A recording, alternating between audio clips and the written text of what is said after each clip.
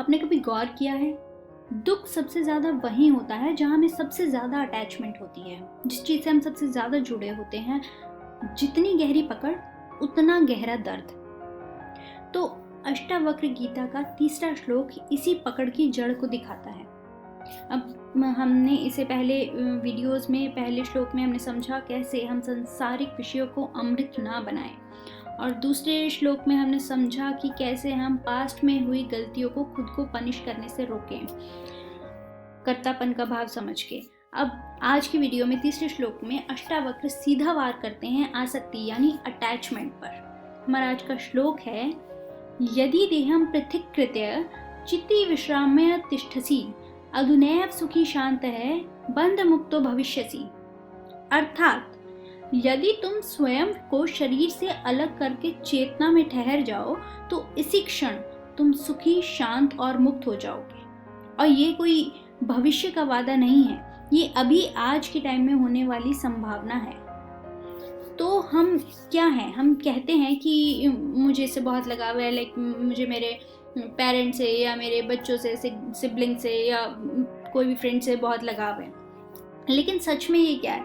हम खुद को उनमें मिला देते हैं और अपनी पहचान उनसे जोड़ देते हैं। लाइक मैं इसका ये लगता हूँ, मैं इनका बच्चा हूँ, या मैं इनका पेरेंट हूँ, या मैं इनका सिबलिंग हूँ। ये तो जहाँ पे हम अपनी पहचान इस तरह से जोड़ देते हैं वहाँ पे अटैचमेंट जन्म लेती है। ठीक है, उसी को हम आसक्ति बोलते हैं। तो जब रिश्तों में एक्सपेक्टेशन आती है, अपेक्षा जिसे हम कहते हैं, मोस्टली रिश्तों में आजकल ऐसा होता ही है कि जैसे हमारे बच्चे हैं, हम सोचते हैं हम इनको ये संस्कार देंगे, ये देंगे, इनको सक्सेसफुल बन, फिर ये हमारी टेक केयर करेंगे, हमारी रिस्पेक्ट करेंगे, हमसे प्यार करेंगे एंड ऑल दैट। और ये सिर्फ एक एग्जांपल है, बाकी रिश्तों में भी पेरेंट्स की तरफ से, हमारे सिबलिंग्स की तरफ कोई दोस्त है, रिश्तेदार है, कोई, हर जगह हमारा ये सब चलता है कि हम इनके लिए ये करेंगे तो ये हमारे लिए ये करेंगे। ठीक है, और इसी चीज़ को कहते हैं आसक्ति, अटैचमेंट। तो कि चलो कोई कुछ ना करे, हमारे लिए बच्चे हैं, हम मानते हैं। आप जैसे बहुत लोग कहेंगे कि नहीं कोई बात नहीं, हम तो नहीं चाहते कुछ भी, हम तो बस ये चाहते कम से कम वो मुझे समझे तो सही, कम से कम वो इतना तो समझे जो मैंने उसके लिए किया। लेकिन अगर आप सही से देखो इसको तो ये समझ भी एक एक्सपेक्टेशन है। ठीक है, तो और क्योंकि ऐसा समझो कि जब वो इंसान आपको नहीं समझता या जो आप चाहते हो वो बदले में नहीं देता, या इनफैक्ट आपको जो आपने किया है उसके लिए अप्रिशिएट नहीं करता, तो क्या होता है? आप चुप हो जाते हो, उनसे दूरी बना लेते हो और मन में शिकायतें आपकी उत्पन्न हो जाती हैं। तो अब सवाल ये है कि क्या आपने सेवा की थी या सौदा किया था? क्योंकि देखा जाए तो सौदा यही होता है ना कि हम किसी को कुछ देते हैं और बदले में कुछ एक्सपेक्ट करते हैं। ठीक है, और अगर आप सच में प्रेम कर रहे थे, सच में सेवा कर रहे थे, तो वहाँ पे सौदा नहीं होना चाहिए था। इसी पे अष्टावक्र कहते हैं, तुम चेतना हो, रिश्ते तुम्हारी पहचान नहीं है। जब तुम कहते हो वो मेरा है या वो मेरे से रिलेटेड है या मैं उसका हूँ, ये जो भी है, तुम शरीर और मन के रिश्ते में बंध जाते हो। और फिर अल्टीमेटली उसका आउटपुट क्या आता है? एक्सपेक्टेशन। सबसे पहले आप जैसे ही किसी भी रिश्ते में बनते हो तो वहाँ से आपकी एक्सपेक्टेशन स्टार्ट हो जाती है कि मेरे को इस फला व्यक्ति से ये चाहिए। उसके बाद अगर वो नहीं एक्सपेक्टेशन, ऑफकोर्स ये देखो, ये मानना पड़ेगा कि हमारी सारी एक्सपेक्टेशन नहीं फुलफिल हो सकती, फिर शिकायतें, उसके बाद ठीक है शिकायतें जन्म लेती हैं। और जब शिकायतें भी एक लेवल बाद नहीं कंसिडर की जाती हैं तो फिर आता है दुख, हम दुख में डूब जाते हैं।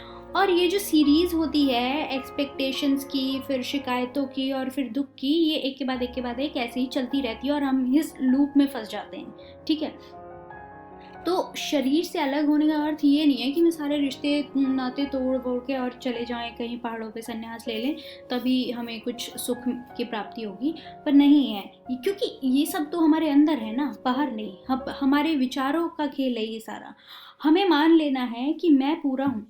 रिश्ते मुझे सांसारिक जो एक कड़ी है उसे जोड़ने का आधार है, मेरा आधार नहीं है। रिश्ता वहीं पर रहेगा, लेकिन रिश्ते की पकड़ नहीं रहेगी। हमें उस पर स्वामित्व नहीं दिखाना है, हमें अपनी चेतना में ठहरना है, अपनी चेतना में हमें विश्राम करना है। मतलब कैसे, देखो मान लेते हैं, ये आप भी मान लो कि हर आत्मा अपनी एक अलग जर्नी पे निकली है। जो भी हमारे रिश्ते हैं, हमारे बच्चे, हमारे पेरेंट्स, सिबलिंग्स, हमारे रिलेटिव्स या जो भी, वो भी आत्मा है और उनकी अपनी एक अलग जर्नी है।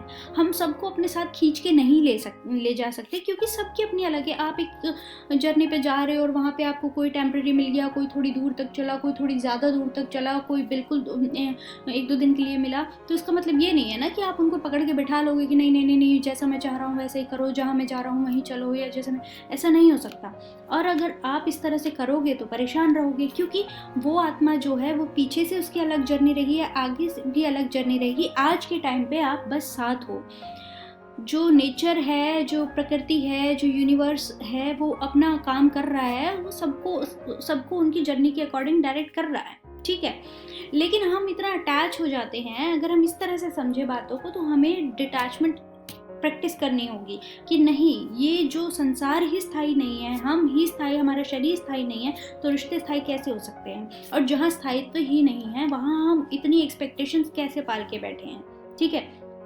तो मतलब हमें करना क्या है, रिश्तों में किसी भी प्रकार की प्रतिक्रिया देने से पहले थोड़ा ठहरना है। किसी को भी कुछ जवाब देने से पहले सोचना है, देखना है। और किसी से भी, कोई कितना भी गहरा रिश्ता हो, वहाँ पे अगर हमारी अपेक्षाएं उठे तो उसे पहचानना है।